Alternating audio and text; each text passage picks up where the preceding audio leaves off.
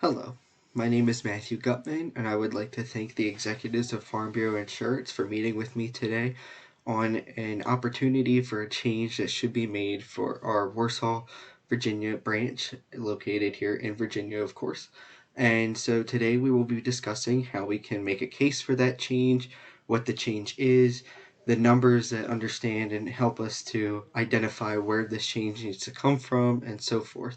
So we'll start off just with understanding that there is a need for change and understanding exactly what that change could be, what kind of ideas could generate from that change. Then we will go into understanding the model of change and how it can impact the remote working that we are proposing for this potential of a change for the company, as well as then following up with kind of taking some measurements of the future for the change and how that change will overall identify in companies such as our own and other insurance companies and how it will continue to verify such things.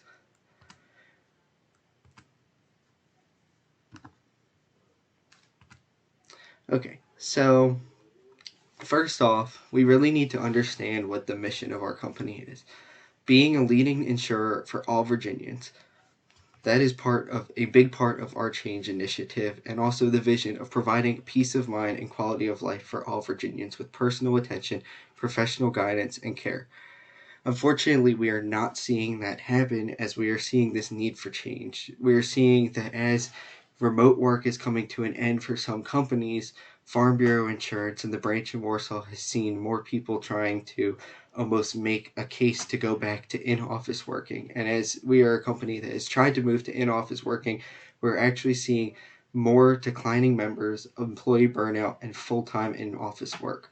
Unfortunately, that leads to more people taking time off, and by people taking more time off, then we have less space available in the office. More people are finding that they aren't able to get what they want. That then leads to our members not being insured the way that they feel that they should be insured, and that ends up hurting our mission because people aren't able to get in touch with their representatives of their insurance branch, their Farm Bureau branch, and that obviously hurts our company. We are seeing our customers actually decline in recent years because of that. And if we can continue, if we can change that moving forward, that would be a major increase for potential members of our insurance company and so forth. But as of right now, we are seeing that there are more members that are leaving because they aren't getting the answers that they want to get. Therefore, we're not providing that peace of mind and the quality of life for our Virginians. And so, what is the point of having a mission and a vision if we don't continue to strive to reach that mission and that vision moving forward? Unfortunately, this is an issue for our branch, but there is a way that we can help ourselves to understand where we can move forward with our branch.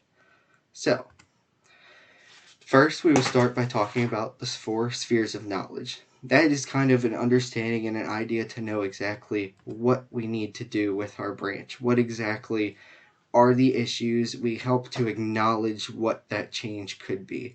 So, first we look at the symptoms. Thinking of this in a medical standpoint, you look at what's wrong. As we can see from the previous slide, employee turnover and member declining is really the main factor and issue that we're seeing here. That employee turnover, then we look at the systems, how one thing affects the other. What are we doing that's affecting the systems and the symptoms that we have for our company?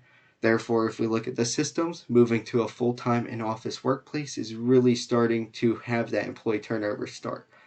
Then we need to look at the standards. What is the desired state for key measures of employees or the organization's health and the performance for carrying that current level to establish a standard? We obviously see that there's a need for changes in standards. What exactly is the desired state? As we see from other companies and what they've done, it's important for us to know that there's a need for change in remote work. Unfortunately, the in-office work is not working, and there needs to be a need of some sort of remote/hybrid way of working for this organization. Obviously, that's the need for change. Now we need to discuss those solutions. What can we do for the company? What kind of model should we use to try to move forward into understanding exactly what we need to do for our company to make this change happen? So, with that being said, I believe that the best way that we can make a change for our company is through the Cotter's Change Model. I will go through this model. There's 8 steps overall for this model, and all of these steps are very important to understanding how we can communicate this vision, understand how this change will impact our employees for the better. Now, the first step is to create the urgency. We need to help our employees understand that there needs to be an urgency for remote work. This is fortunately a very good thing. Therefore, we are able to really create that urgency with not a lot of issues. We know that there's a need for change. Our employees know that there's a need for change. And our members know that there should, in some ways, be a need for change to help to create the urgency for them as well. Therefore, creating that urgency and removing and moving to a remote work allows for our employees to see that there's a need for change as well. Next, we need to build the coalition. We need to form with the key prospective people of the work together as change leaders from different parts of the organization. Part of the reason I'm meeting with these executives right now and you all is to understand that you all are part of understanding where we can build a coalition for a workplace that becomes hybrid. If we're able to get our leaders involved in understanding where the work needs to move, it helps our employees to understand where the work needs to move. This helps to then create a vision, understand an easy to understand, obvious understanding of how there needs to be change. Obviously, we need to come up with something that's kind of just a few minutes to understand where the change is needed. Remote work will increase membership and increase employee satisfaction. And that is something that we can then communicate that vision to our employees, helping them to understand how we're trying to help them through this change. Then it becomes important for us to empower others and to act on the vision. We've removed the barriers, we move forward, and we understand exactly how others are feeling.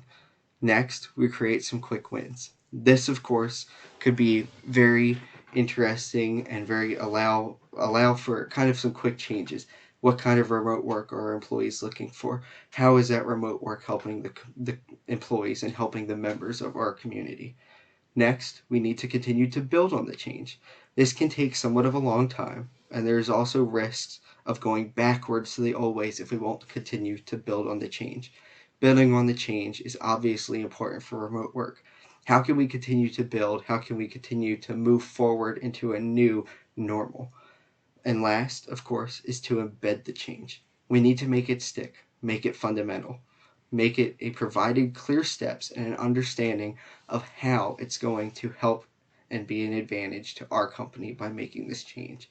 If we can embed the change and keep the change going forward, we can continue to move back to step 7 and continue to build on that change to then embed that change even further.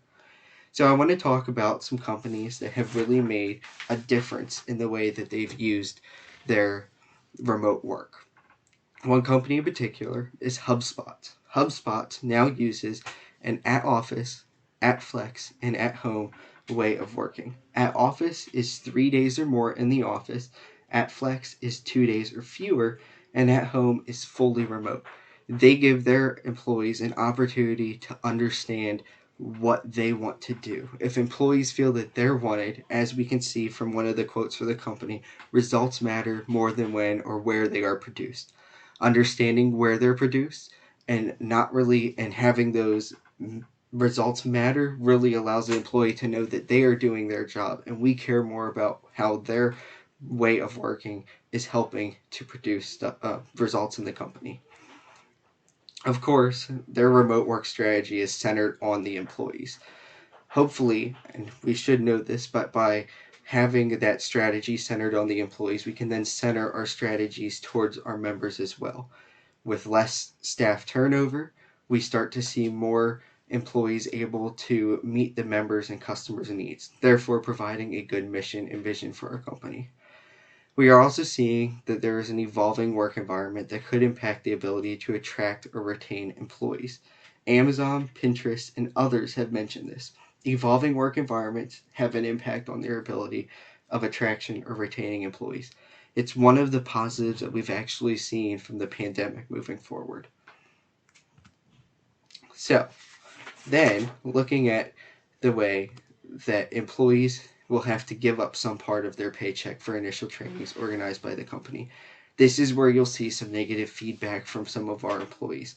We actually see that looking for work when asked to come back to the office, millennials were shown that 53% actually left their jobs to move to a company that allowed them to do remote work.